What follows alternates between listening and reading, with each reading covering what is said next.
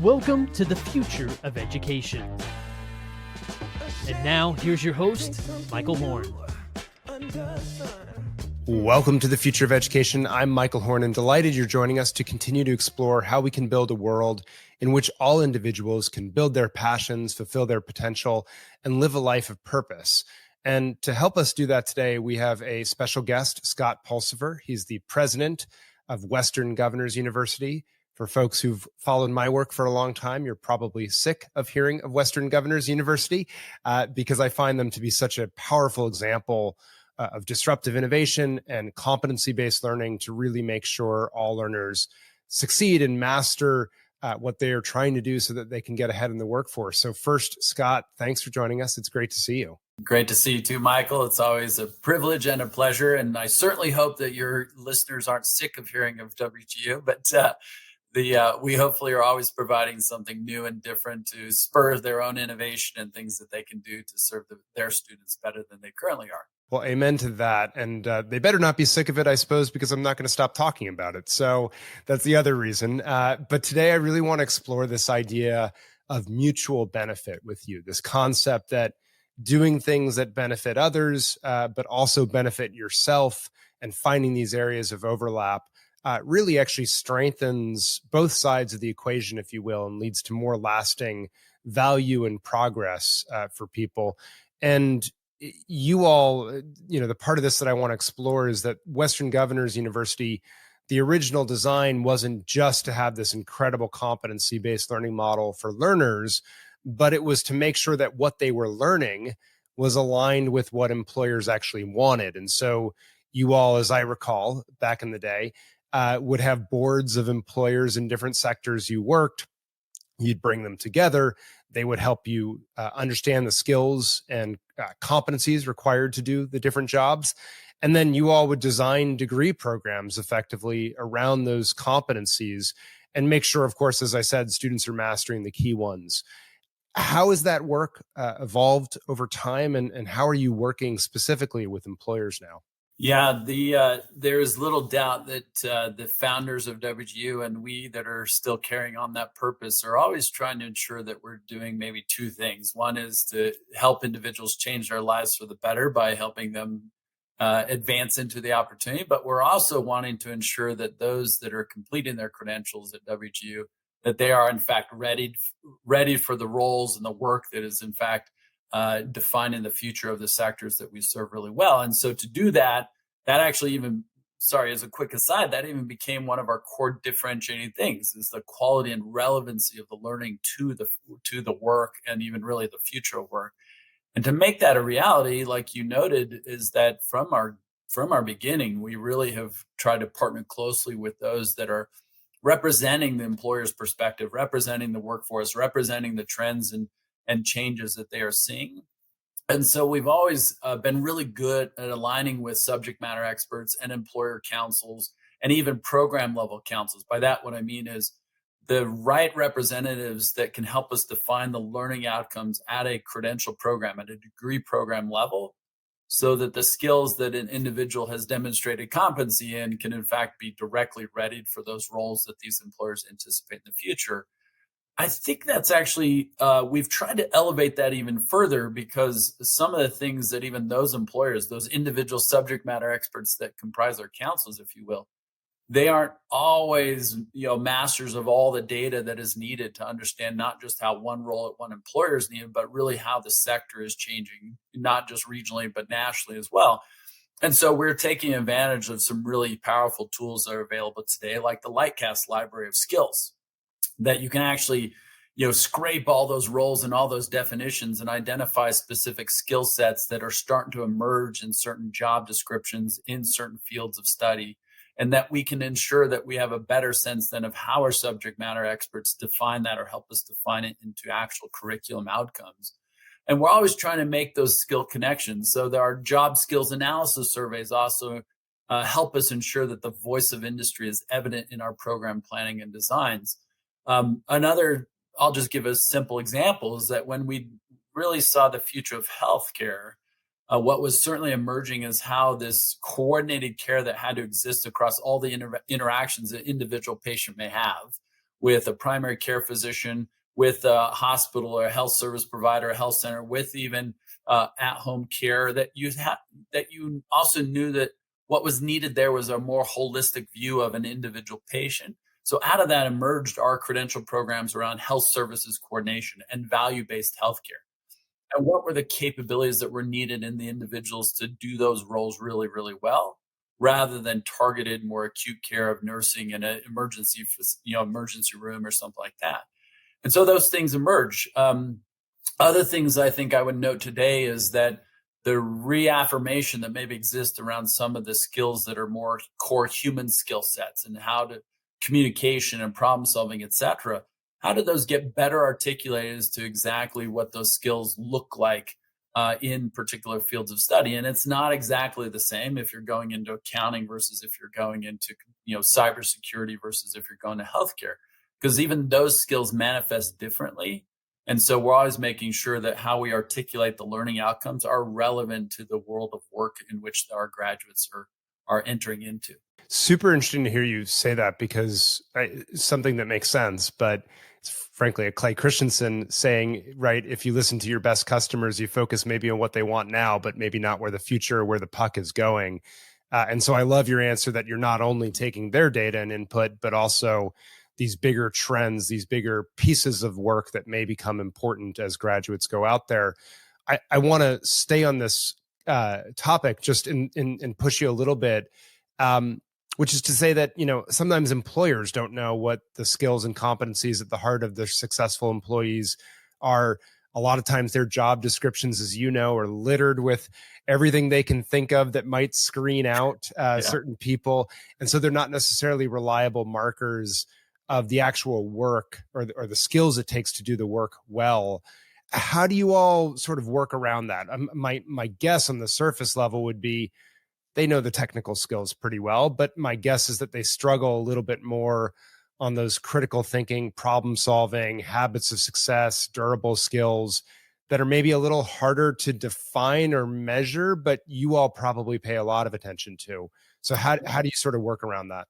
Yeah, you're absolutely right. And even as my pivot into answering that, I love what you also mentioned, is that sometimes the employer as a customer doesn't exactly know everything that's coming in the future, or they can't really think about designing the role of the future.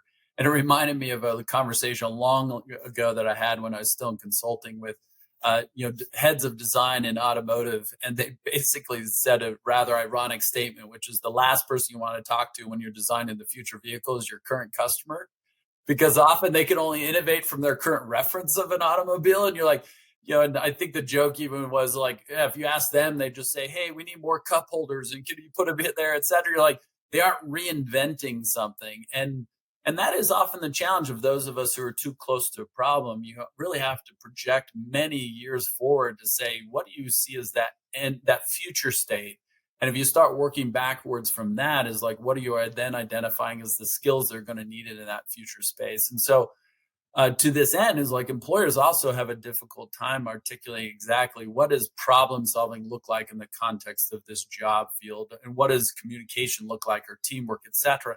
And I think what we try to do is to better understand what those skills actually look like, and versus the technical skills, like you mentioned. You have to ask questions like, what does good communication look like for this particular role?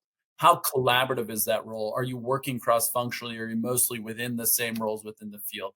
What ways do you actually have to articulate and balance even things like inquiry versus advocacy?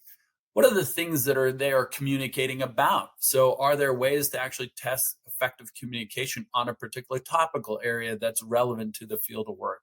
What are the tools that they're likely to use in communication? So it's not just like, hey, can you write effective emails? Like, actually, we have a lot of communication tools, and it includes multiple different things, even visual communication and slides and presentation formats like that you have to also understand those components to really see how good communication actually is effective. That same can apply to even problem solving. It's like, if you're talking about an engineering problem or an algorithmic problem in computer science, like your problem solving there is, hey, how well do you deal with polynomial equations, and how well do you apply calculus to new problems, et cetera? That's very different than solving a financial problem or solving some kind of organizational problem in leadership. those are different dynamics. And so even starting to surface like what problems, what are the variables that problem solving is going to be incorporating into that role?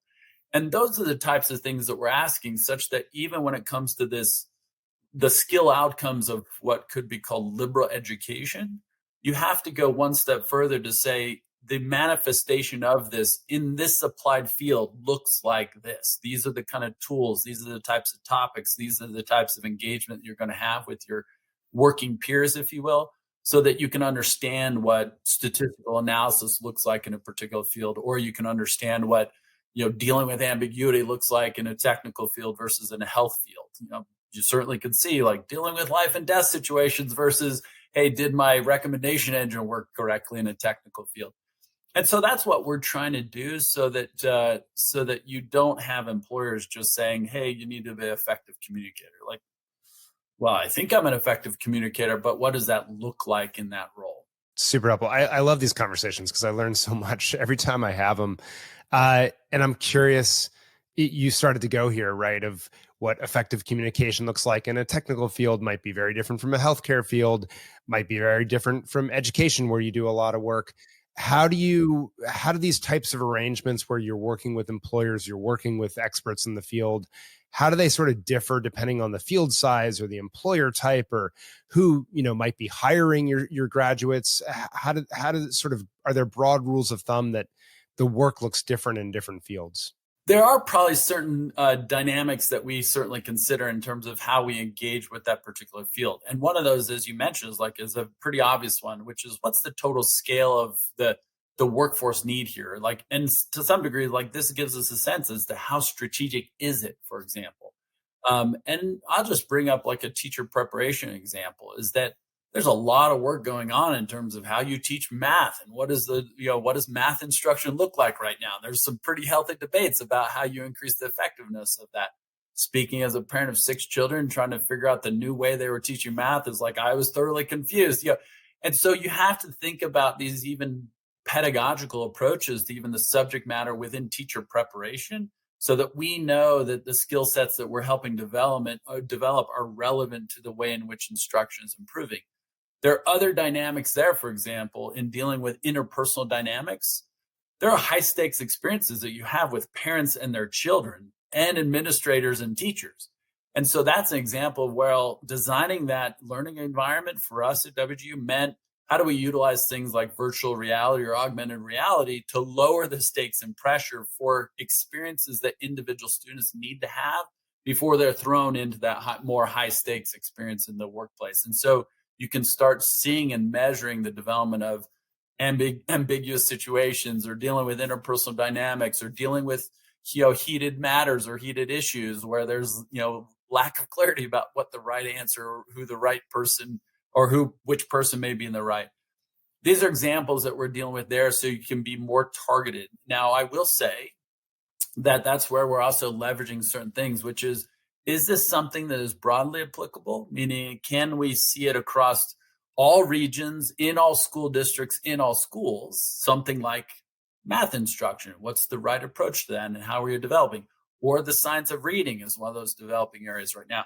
What's that looking like? And what is the adoption level? What kind of expert support do we have around those dynamics so that we can ensure we're doing it? Now, what we have to start also seeing is, where are the large scale employers that you can actually have successful rollout with this? And are there subject matters there within those employers that we need to have at the table to also help us design what are the criterion reference assessments to know whether competency has been demonstrated at a student level in a particular course in a program? And that's where you do have to see, is like, even if it's a national thing, you need to be able to see it applied specifically to an individual student in a specific circumstance. And that's where these, large scale employers give us a lot of experience, a lot of input, because they also see things at scale the same way we do. So it's not with a unit volume of 10 individuals. It's like, no, it's thousands of individuals, because we do want, in at least WGU's model, we want repeatability, we want consistency, we want fairness, because in a competency-based approach, we have to know that every graduate has demonstrated that competency against the specific skill sets, because if they don't, they won't be successful at every employer, in every region, in every locale. That's what we're really trying to solve for. And that can be very different than a community college that's working with a local set of employers with a more narrow scope in terms of what the specific challenges they're meeting. And that's okay. It's just a different context for us at WGU because we do just think a larger scale while also bringing it down to a unit of one as a student. Makes a ton of sense. So I want to start to dig into the mutual benefits side of this a little bit more. And one of the famous, maybe infamous debates in higher ed, as you know, is who is the quote unquote customer, if you will, of a college or university. And on the one hand, the argument would go, well, employers are actually the end customer because they receive the product in terms of the graduates in the form of, obviously the students, and they pay their salaries, which is what in turn allows students to afford, if you will, the investment of tuition and so forth. On the other hand, it's kind of obvious that students feel like the customer. They're the ones often paying. They're consuming classes. They're consuming the teaching, the support, and the like. So it would stand to reason that they're the customer. How do you think about this sort of age-old question in higher ed? Yeah, it's certainly one of those, for us, maybe at WG, a little bit weird, as if somehow there's some trade-off to be made there. And maybe that's the point of the idea of mutual benefit, is that in fact, we think that there's significant, not overlap, like congruency in some way that exists between the customer of an individual and the customer of the workforce represented in employers. That we don't see it as a dichotomous kind of thing. Is like but having said that, we probably do think about it more in a primary, secondary kind of context, meaning that at the end of the day, at the point of decision about whether someone pursues post-secondary education, that happens at an individual level. That even the debate about education as a public good, like that's in a pure economic definition of a public good, it doesn't meet that threshold of this non-exclusionary, non-rivalrous thing, because most of all the benefits fundamentally accrue to the individual first and to society as a positive externality, or to employers and workforce, which is they are getting talent that they need for their workforce. However, the individual is first making the decision as to whether it's in their interest to pursue that education. And so that's where we see the individual student. That individual is the primary beneficiary of everything that we do as an institution. Now, the reason that this is not mutually exclusive with serving employers as a customer is because the very thing that benefits the employer as a customer is serving that individual really, really well. That there is incredible alignment between those interests, because when you're enabling an individual to have all the skills and competencies needed to actually traverse into opportunity or to access opportunity, it's the very skills that employers need to meet the talent for their workforce, to advance their processes and practices and products into the future of what they're designing for.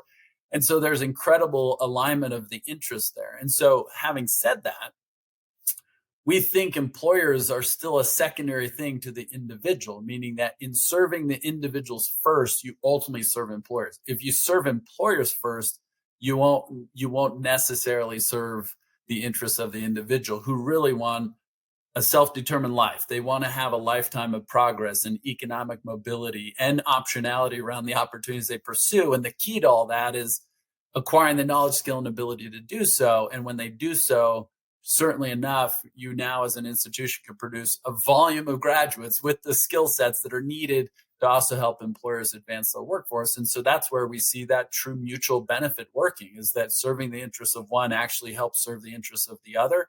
And therefore, they're in fact in complete complement to one another. But having said that, like, we are fundamentally about changing lives for the better by creating pathways to opportunity. And that requires an intense focus on serving the individual, and then ultimately serving the employers as providing them the readied and skilled talent that they need for advancing their own strategic priorities and the workforce aligned to that. So let's maybe talk about those outcomes then in that order, right? Students first and then the employer second, because in your impact reports that you put out annually, you measure both the satisfaction and life outcomes of the students, but you're also measuring the satisfaction and outcomes for employers.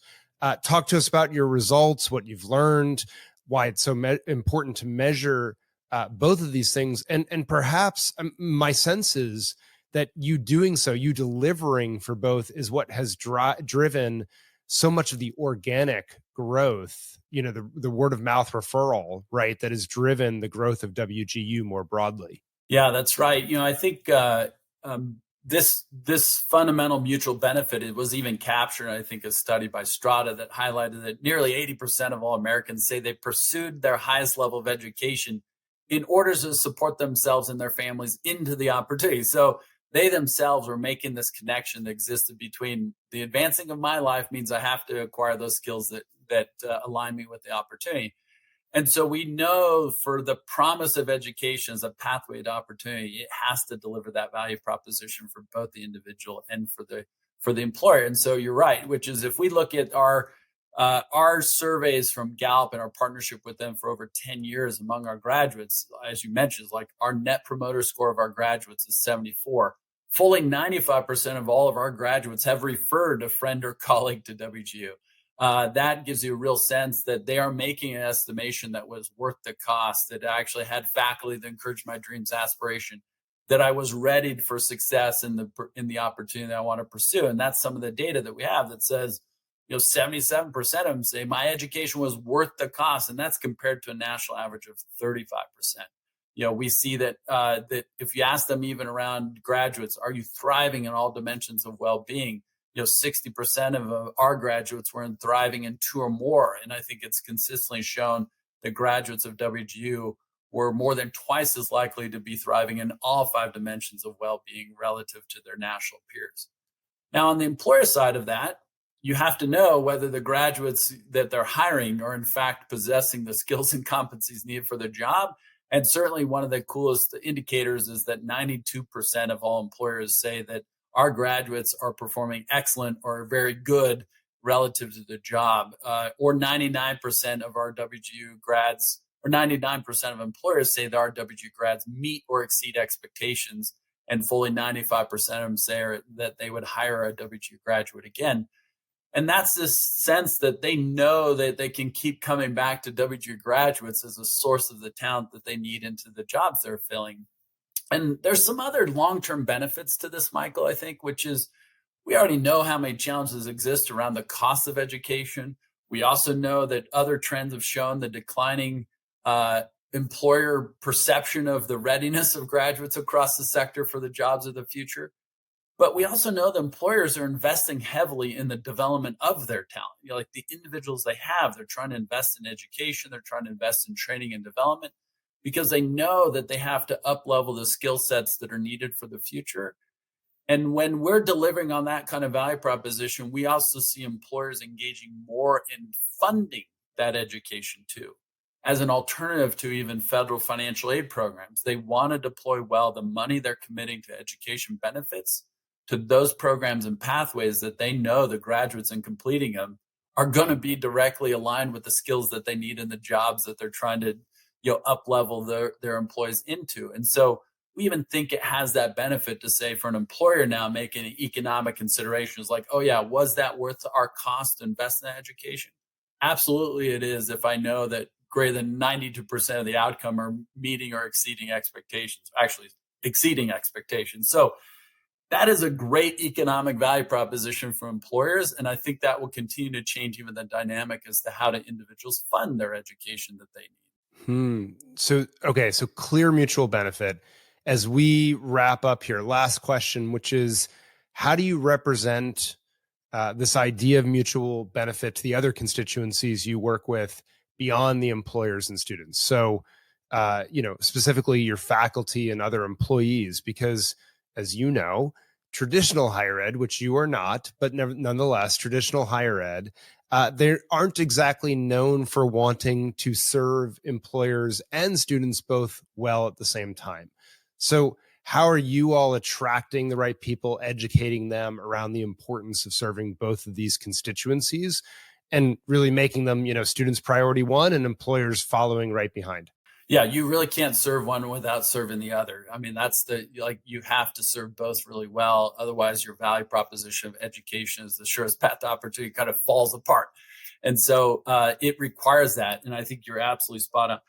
And this may be an interesting answer to most of the listeners or the viewers here, because it does start with certain core beliefs that are at the center of or foundational to everything that we do. And those core beliefs start with the inherent worth of every individual, and that if given the opportunity, everyone has something big to contribute.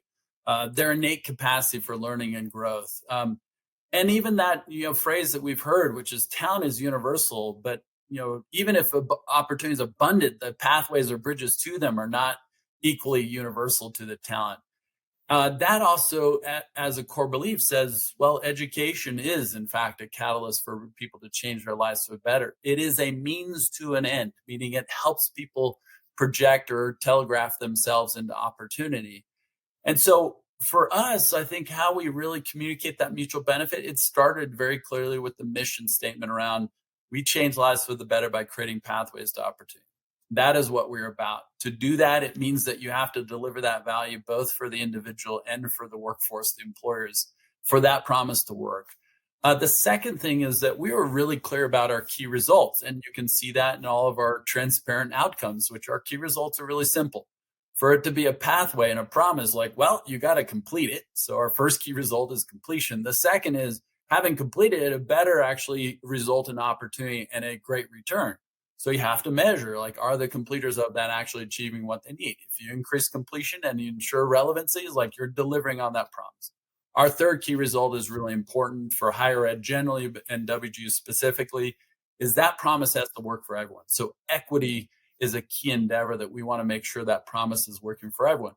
What does that mean for our employees, for example? You have to be really aligned with those core beliefs. You can't elevate your worth over someone else's. You can't think that we want to serve a certain type of individual versus another. Like, oh no, we are about fundamentally changing lives for the better, and nothing qualified you for that work, nor nothing excluded you from that work. You are a human, and therefore we endeavor to serve you. And that's even how we try to align all of our own people and employee practices to say, you are just like our students, that you are invited to do this work to advance your own life. We also are, project that messaging and positioning to employers. Like, when you're really thinking about hiring and developing the talent you have, how are you actually helping them progress and grow and develop? We certainly are trying to persuade those across the sector to say, hey, all the investments we're making in higher education, they really should be about helping these individuals be successful. And when we're doing that, we also know we're actually advancing workforce and therefore society and the communities that comprise that society. That's how we try to communicate that. And we do that internally across our town halls, our all hands, all of our storytelling around this, all of the alumni, one by one, stories, et cetera, to where all of our culture beliefs and our leadership principles are effectively written and designed and practiced in a way to amplify that mutual benefit mission. And I think that's, we're trying to be really transparent about that impact. It becomes pretty simple for us to measure, and we're really clear about who we're serving and how we try to measure that impact. And that singularity of focus, I think, becomes incredibly empowering for all the things we're trying to do. Makes a ton of sense. Scott, Pulsipher, Western Governors University, with a masterclass, dare I say, on mutual benefit and how you all are designing for students and employers. Really appreciate the ongoing work that you're doing and that you came on to share about it with our listeners. It's been really a pleasure. And we always love to tell the story of WGU and the ideas that originated and the ambition that we continue to pursue. And we certainly hope to impact the lives of every individual, and doing that hundreds of thousands of times. Love it. Love it. Well, thank you so much. And for all our listeners, we'll be back next time on The Future of Education.